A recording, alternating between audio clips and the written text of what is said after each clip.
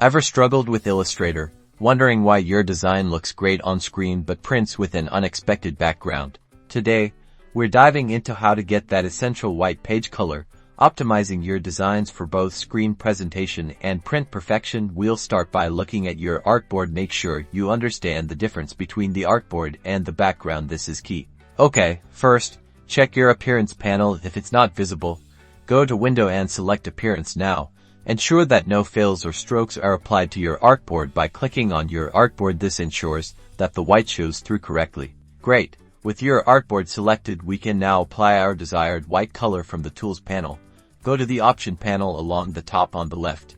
You will find a color chip. Click on that chip. Your color panel will now open. Click on the white color option. If you click the white color, the preview shows white. This step changes the background color to white, which means that your final graphic will have a white background.